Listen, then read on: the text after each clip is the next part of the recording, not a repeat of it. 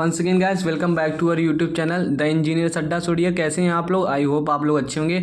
And dear, आज हम discuss करने वाले हैं अपने polytechnic third semester concrete technology के बारे में। जैसा कि इसके पहले वाले लेक्चर में हमने कंक्रीट टेक्नोलॉजी के पूरे सिलेबस के बारे में डिस्कस किया था। सो आज हम देखने वाले अपने पहले चैप्टर में, और इस चैप्टर में क्या क्या है और कौन सी चीज़ें इंपॉर्टेंट है। और आज हम टोटली अपना पूरा चैप्टर 1 को कंप्लीट करेंगे। और प्लीज़ कॉन्सेंट्रेशन के साथ आप जुड़े रहिए मेरे चैनल पे, आपको कम्प्लीटली सारे syllabus time to time complete हो जाएंगे। सो चलते हैं अपने टॉपिक की ओर और समझते हैं कि चैप्टर 1 हमारा जो है इंट्रोडक्शन, उसमें क्या क्या चीज़ें हैं। तो आप देख सकते हैं हमारे जो डिटेल कंटेंट है उसमें चैप्टर 1 में इंट्रोडक्शन है, तो उसमें क्या क्या है आप देख सकते हैं। डिफिनीशन ऑफ कंक्रीट है, क्या है गाइस, डिफिनीशन ऑफ कंक्रीट है।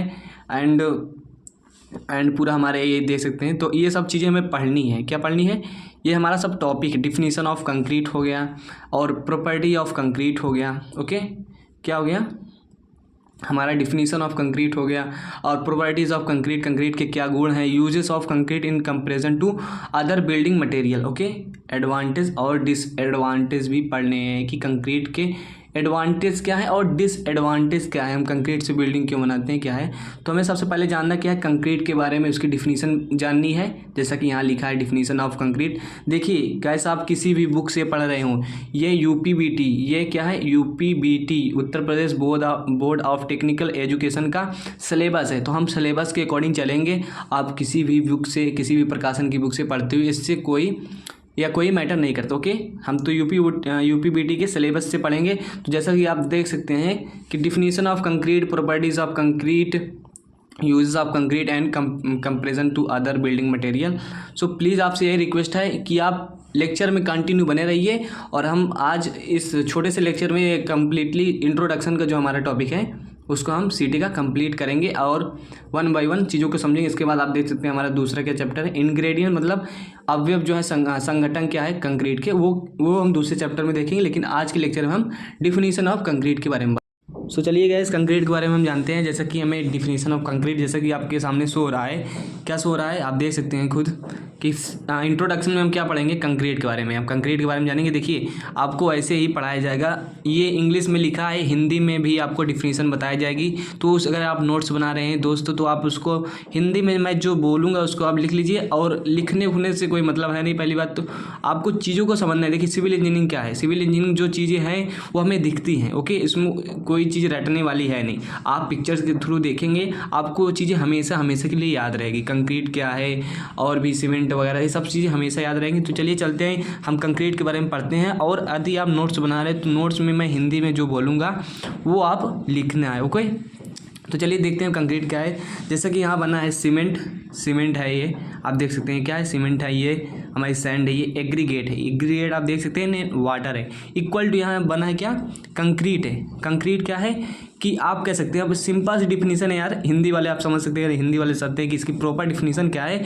तो लिखिए आप, कंक्रीट वाटर मतलब सीमेंट, सैंड, एग्रीगेट को हिंदी में कहते हैं मिलावा, सैंड को कहते हैं बालू, सीमेंट को सीमेंट ही कहते हैं। तो कंक्रीट क्या होता है हमारा, सीमेंट कह सकते हैं। यहाँ आप ये भी कह सकते हैं कि कोई बाइंडिंग मटेरियल, बाइंडिंग मतलब जो बांधने का काम करता है, बाइंडिंग मटेरियल। ओके, तो बाइंडिंग मटेरियल है सीमेंट भी, और भी बाइंडिंग मटेरियल होते हैं हमारे। ओके, जैसे सीमेंट हो गया, लाइम हो गया, मड हो गया, जिप्सम वगैरह, तो एक बाइंडिंग मटेरियल है। तो सीमेंट और सैंड और एग्रीगेट, ये सब चीज़ें हमारी क्या होती हैं, जब मिल जाती हैं, इनका जब मिक्सर हो जाता है तो क्या बनता है, वो कंक्रीट बनता है। क्या बनता है, कंक्रीट बनता है। तो दिस इज प्रॉपर डेफिनेशन ये हुई कि सीमेंट, सैंड, एग्रीगेट तथा पानी के साथ जब मिश्रण करते हैं तो बना हुआ पदार्थ क्या होता है, कंक्रीट होता है। देखिए, आप चीज़ों को समझ लीजिए और अपने लैंग्वेज में इसकी परिभाषा लिख लीजिए। तो परिभाषा क्या हो जाएगी इसकी, कि जब सीमेंट, सैंड मतलब बालू, और एग्रीगेट के साथ हम पानी का मिश्रण करते हैं, मिलाते हैं, तो बना पदार्थ जो बनता है वो हमारा कंक्रीट होता है। आपको बेसिकली पहले बात तो चीज़ों को समझना है कि कंक्रीट होता है, कि कंक्रीट को आपने बाय पिक्चर्स समझ लिया। ओके, तो ये क्लियर हो गया कि कंक्रीट होता क्या है।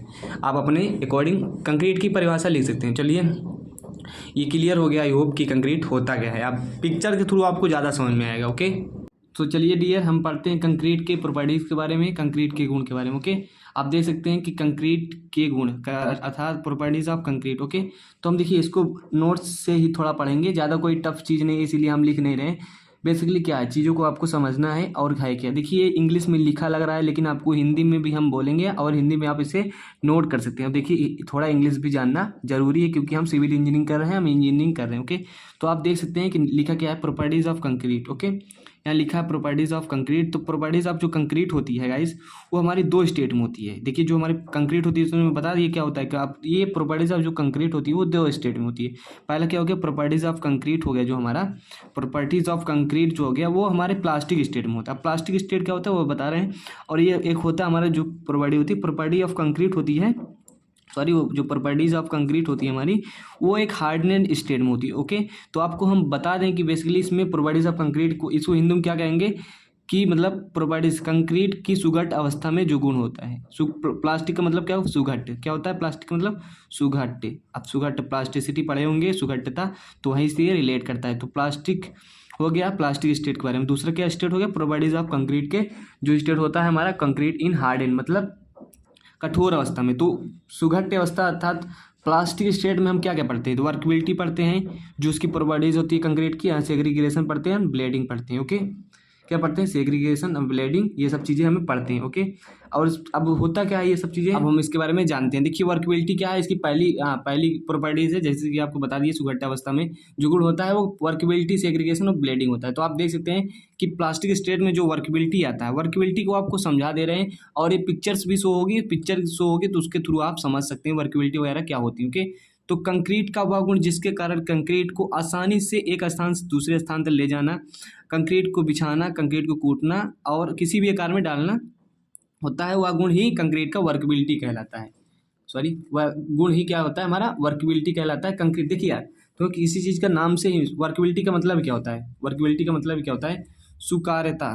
क्या होता है, सुकार्यता। देखिए आप नोट्स बना रहे हैं तो अच्छी बात है, नोट्स बनाना चाहिए क्योंकि चीज़ों को क्लियर करना है। ओके, सुकार्यता, सुकार्यता वर्कबिलिटी, सुकार्यता मतलब कार्य करने में आसानी हो। तो कंक्रीट का वह गुण जिसके कारण कंक्रीट को आसानी से एक स्थान से दूसरे स्थान तक ले जाए, जिसके ले जाना, बिछाना, कंक्रीट को कूटना। अब कंक्रीट क्या होता है इसको तो पहले बता दिया है। अब कंक्रीट को जैसे बिछाना, कूटना, ये देखिए ये सब चीज़ें अगर रहती हैं तो वो सुकार्यता कहलाता है। वो कंक्रीट का वो जो गुण है वो सुकार्यता कहलाता है, वर्कबिलिटी कहलाता है। तो आप देख सकते हैं ये आपके इस सामने शो हो रहा है, आप इसको लिख सकते हैं और इसको अपने लैंग्वेज भी लिख सकते हैं, जरूरी नहीं आप जैसा कि मैं लिखूँ वैसा ही लिखिए। ओके, तो वर्कबिलिटी हो गया, वर्कबिलिटी मतलब सुकार्यता, जो कार्य करने में आसानी होनी चाहिए। और इसकी एक टेक्निकल डिफिनीशन ये भी कह सकते हो कि कंक्रीट जो स्वयं के भार के कारण, कंक्रीट जो स्वयं के भार के कारण कंपैक्ट होती है इंटरनली, इसको मैं ऐसे भी कह सकते हैं इंटरनल, एक आप समझ सकते हैं internal work done by the concrete to compact itself. Sorry लिखेंगे नहीं, आप समझ सकते हैं कि कंक्रीट जो होती है वो अपने सेल्फ लोड के कारण कितना कंपैक्ट होती है, इंटरनली जो वर्क डन करती है वो हमारा वर्कबिलिटी होता है। लेकिन हमने आपको क्या किया, आपको यही डिफिनीशन प्रॉपरली याद रखना है और आप बुक को भी पढ़ सकते हैं। या देखिए वर्कबिलिटी को हमें समझना है, ऐसा नहीं इसे रटना है। तो वर्कबिलिटी क्या होती है, कंक्रीट का वो गुण होता है जिसके कारण हमें कंक्रीट को एक स्थान से दूसरे स्थान तक ले जाना, बिछाना, किसी आकार में डालना होता है। तो वो गुण ही हमारा वर्कबिलिटी कहलाता है। क्लियर है। एंड अब पढ़ेंगे सेग्रीगेशन। देखिए कंक्रीट तो आप जानते हैं, आपका घर बना होगा, ये घर बनते समय देखते हैं, सड़कों में जब सड़क बनती है तो भी वहाँ देख सकते हैं कंक्रीटिंग होती रहती है और स्लैब वगैरह में देख सकते हैं। तो सिविल इंजीनियरिंग ऐसी ब्रांच ही है कि हम इसके बारे में ज़्यादा हमें इधर उधर देखने की जरूरत नहीं, आसपास ही चीज़ें मिल जाती हैं। ओके, तो सेग्रीगेशन को क्या कहते हैं, पृथक्करण। क्या कहते हैं, पृथक्करण। देखिए टाइम ना वेस्ट हो इसलिए हमने ऐसा किया है कि टाइम ना वेस्ट हो, ज़्यादा कुछ है नहीं। पृथक्करण, कंक्रीट मिश्रण से मोटे मिलावे का अलग हो जाना। जो कंक्रीट मिश्रण रहता है उसमें फाइन एग्रीगेट रहते हैं और सब फाइन एग्रीगेट मतलब बालू वगैरह रहते हैं, तो वो होता है। तो फाइन एग्रीगेट में बालू और मिलावा रहेगा, मोटी ब्रिक बैलास्ट वगैरह। तो क्या होता है कि मोटे मिलावे का अलग हो जाना ही पृथक्करण कहलाता है। पृथक्करण को रोकने के लिए कंक्रीट को जो है 1 से 1.5 मीटर की अधिक ऊंचाई से नहीं फेंकना चाहिए। देखिए कंक्रीट जब बना लेते हैं तो क्या होता है, उसको हम जब बिछाए जाते हैं तो उसको दूर ऊपर से ही स्पैन से जो तसला वगैरह लिए रहते हैं उससे हम मजदूर फेंक देते हैं। तो ऐसा नहीं करना चाहिए। पृथक्करण एक खराब प्रॉपर्टी मतलब नहीं होना चाहिए। ओके, तो क्या होता है कि जो हमारा मोटा मिलाव अलग हो जाता है, किससे, हमारे पेस्ट से मतलब अलग हो जाता है, मोटा मिला मतलब एग्रीगेट्स, तो हमारा क्या कहलाता है सेग्रीगेशन। क्लियर है। ब्लेडिंग क्या है? ब्लेडिंग कंक्रीट मिश्रण में व सीमेंट पानी का घोल अलग हो जाना या ऊपर आ जाना ही ब्लेडिंग। देखिए गाइस, अब हम ब्लेडिंग के बारे में पढ़ चुके हैं, अब इसके बारे में पढ़ने वाले हैं totally property of concrete in plastic state के बारे में हमने स्टडी कर लिया, वर्कबिलिटी, सेग्रीगेशन और ब्लेडिंग वगैरह के बारे में हम जान चुके हैं। सो अब पढ़ने वाले हैं properties of concrete in hard state, मतलब प्रॉपर्टीज ऑफ कंक्रीट, जो कंक्रीट के गुण हैं वो कठोर अवस्था में कौन कौन से गुण हैं, कौन से गुण हमें कठोर अवस्था में देखने को मिलते हैं कंक्रीट के। तो चलिए इसी पे हम बात करते हैं और देखते हैं। ओके, तो पहला क्या है, तो आप देख सकते हैं स्ट्रेंथ है, इम्परबिलिटी है और durability, minimum change in dimension है। तो इसके बारे में हम डिस्कस करते हैं टोटली। पहली बात तो देखिए हमने क्या है, हार्डन स्टेट में आ गए हैं। इसको हम देखेंगे, इसमें चार चीज़ें हैं, स्ट्रेंथ है, ड्यूरेबिलिटी है, इम्परबिलिटी है और डायमेंशनल चेंज है। तो इसका हिंदी क्या होता है, सामर्थ्य होता है। स्ट्रेंथ का मतलब जानते ही हैं, ड्यूरेबिलिटी का मतलब टिकाऊपन होता है, इम्परबिलिटी का अपारगम्यता होता है। क्या होता है? अपारगम्यता क्या, ये सब डिफिनीशन हम आपको बताएंगे, उसके बारे में बताएंगे। ड्यूरेबिलिटी मतलब टिकाऊपन होता है। क्या होता है? टिकाऊपन होता है। टिकाऊपन, देखिए राइटिंग तो थोड़ा ठीक नहीं है, सो गाइस आपको चीज़ों को समझना है, राइटिंग से आपको कोई लेन देन नहीं। तो आप जान सकते हैं स्ट्रेंथ पढ़ना है, ड्यूरेबिलिटी, इम्प्रोबिलिटी और डायमेंशनल चेंज। क्या है डायमेंशनल? मतलब विमीय परिवर्तन जो है उसमें चेंज होता है विमय में, तो वही हमें पढ़ना है। तो कि हार्डनेस में स्ट्रेंथ की बात की जाएगी तो हम क्या पढ़ेंगे स्ट्रेंथ में, हम अगर कंक्रीट के स्ट्रेंथ की बात की, जैसे कंक्रीट की ये भी सामर्थ्य, एक संपीड़न सामर्थ्य होती है। कौन सामर्थ्य होती है? एक संपीड़न तनन, एक फ्लैक्चुरल। तो फ्लैक्चुरल के बारे में भी, तनन के बारे में आपको नहीं जानना है। कंक्रीट की हार्डनेस स्टेट में स्ट्रेंथ से रिलेशन जो है वो हमारी संपीड़न सामर्थ्य, किससे? संपीड़न सामर्थ्य। क्यों? क्योंकि जो कि तनन सामर्थ्य होती है कंक्रीट की वो बहुत कम होती है, वो लगभग 10 से ध्यान दीजिएगा 10 से 15% होती है। किसकी?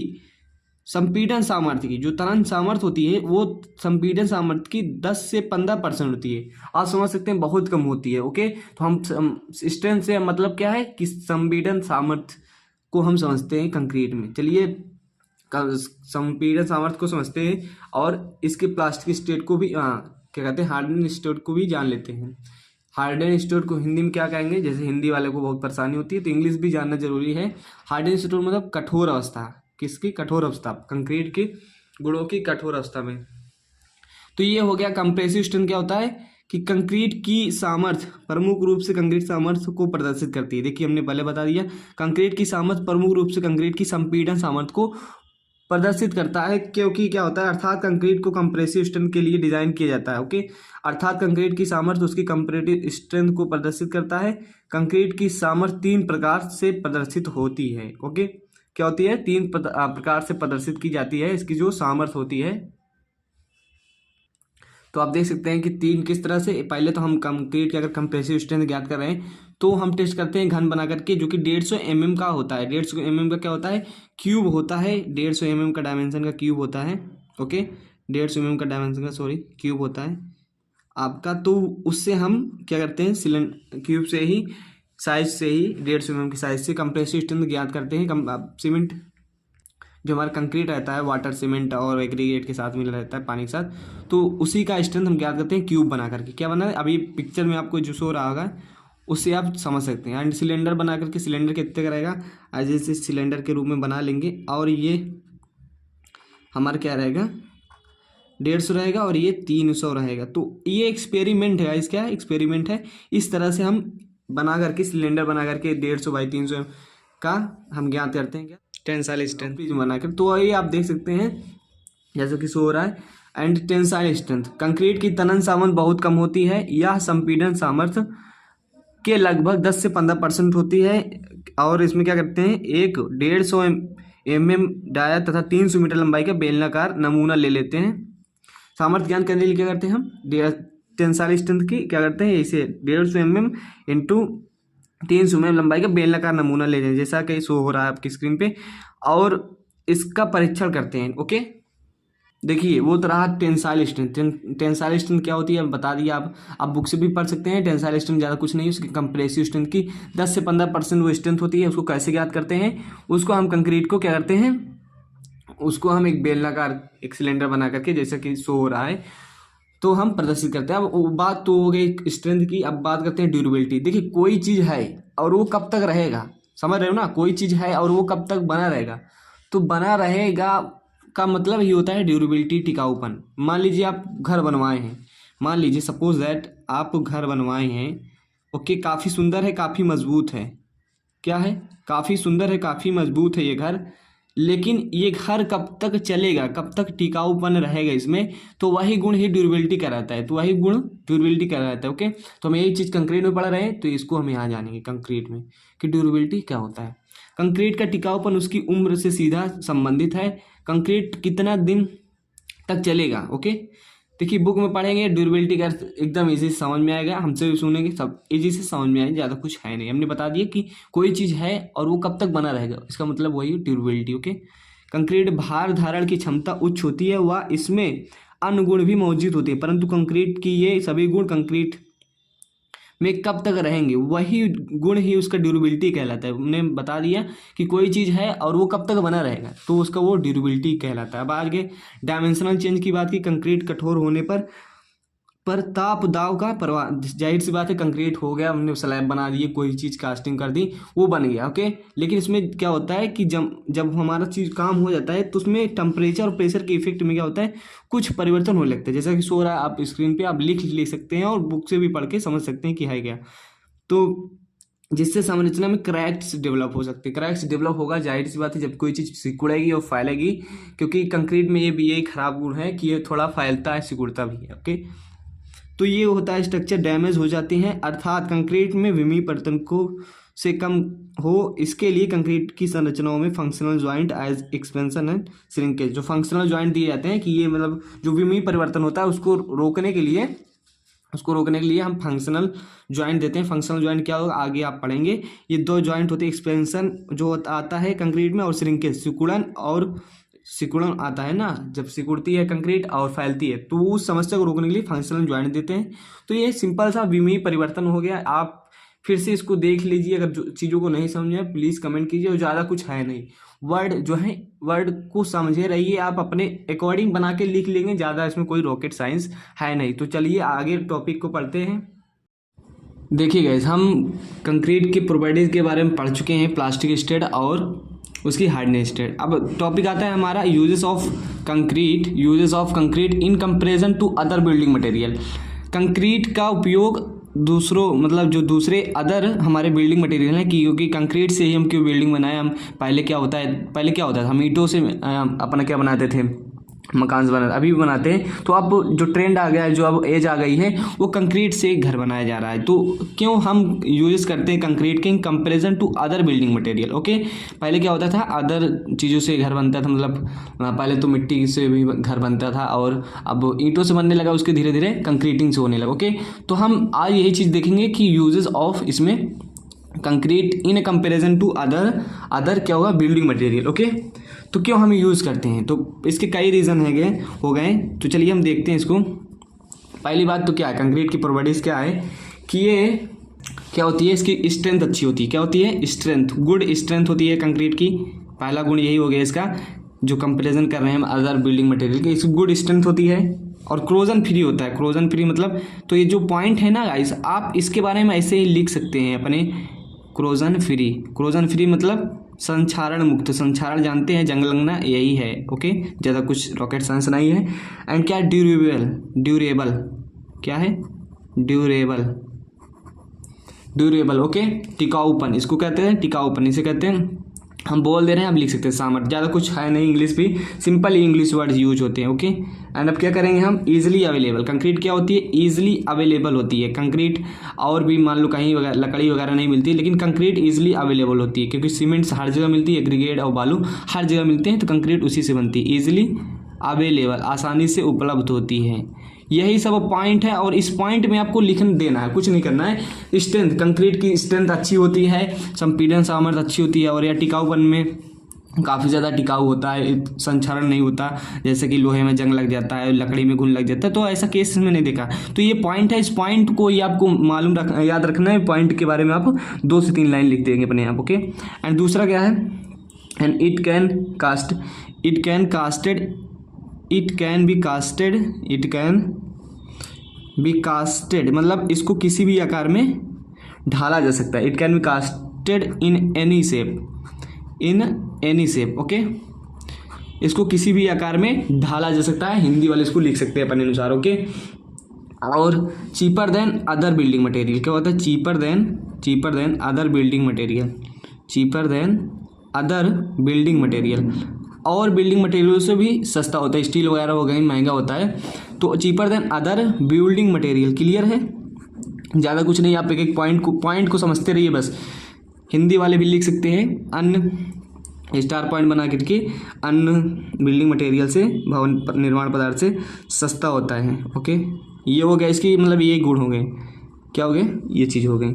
और इससे जो हम कहीं ये देखा गया है अट्रैक्टिव होती, मतलब इससे जो स्ट्रक्चर बनती है वो भी अट्रैक्टिव होती है। तो एक एक्स्ट्रा पॉइंट कह सकते हैं आप, नहीं तो इतने ही पॉइंट आपके जितने पॉइंट हैं ये इतने ही काफ़ी हैं, क्यों ये इस चीज़ बताने के लिए, क्योंकि भाई हम क्यों यूज़ करते हैं कंक्रीट की comparison to other building material.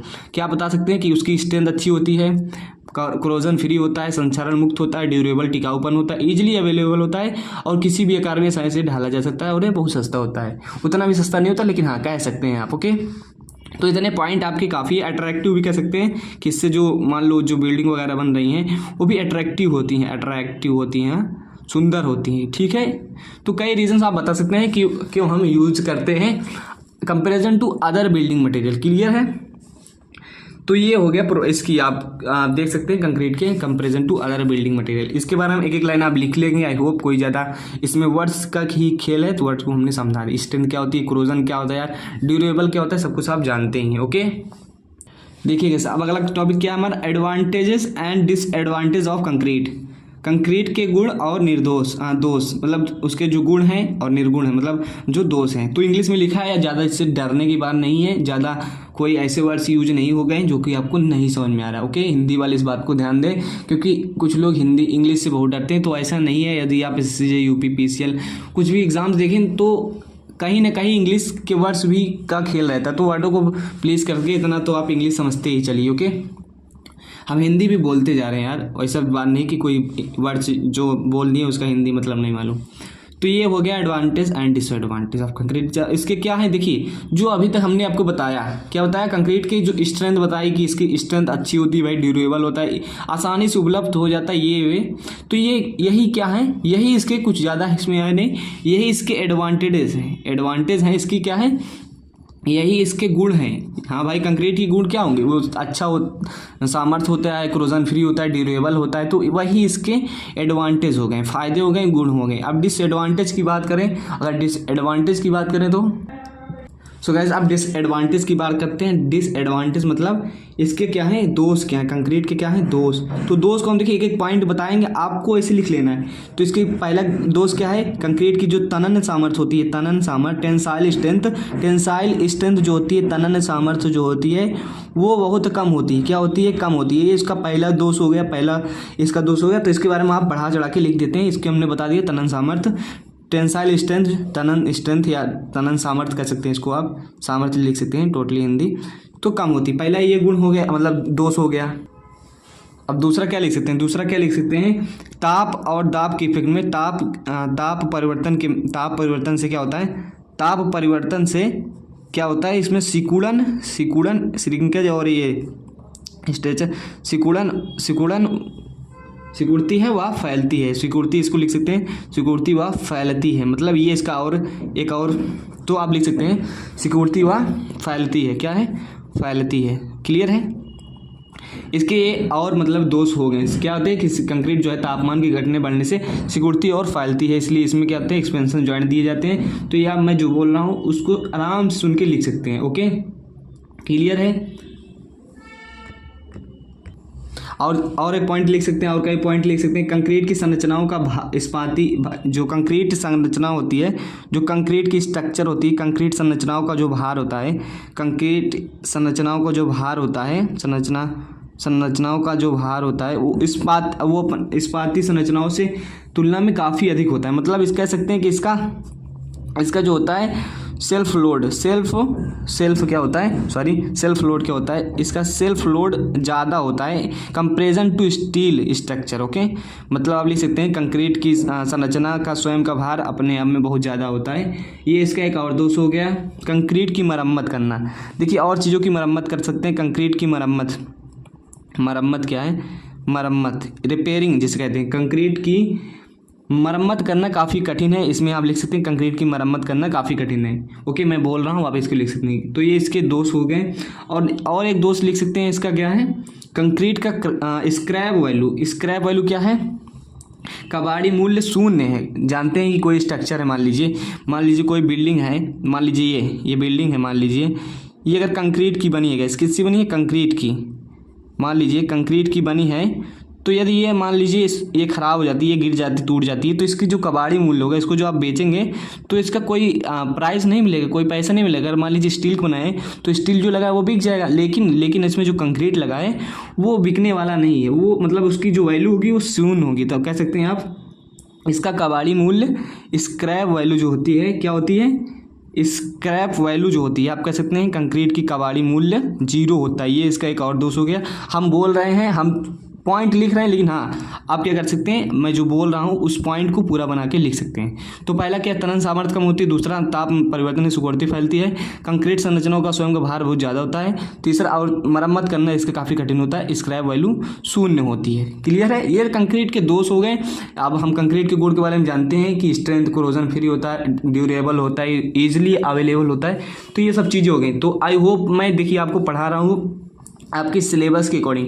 किसी भी को में कोई चीज़ नहीं दी है, किसी में बहुत ज़्यादा दी है, तो उससे डरने वाली बात नहीं कि आपकी बुक में ये दिया है, ये छोड़ दिए गए, तो ऐसा कुछ नहीं। मैं सिलेबस के अकॉर्डिंग पढ़ा रहा हूँ, तो चीज़ों को समझते चलिए। बस आपका सिलेबस कंप्लीट होगा पहले, फिर एक्स्ट्रा पढ़ना होगा, उसके बारे में अलग डिस्कस करेंगे। ओके, तो ये एडवांटेज और डिसएडवांटेज हो गए हमारे। सो गाइस, एडवांटेज डिसएडवांटेज हो गया। और हमारा ये चैप्टर का जो जितना भी टॉपिक था जो सिलेबस में था यूपीबीटी के, क्या था, यूपीबीटी के वो हमने कंप्लीट किया। तो चैप्टर 1 आपका क्या हुआ, कंप्लीट हो गया।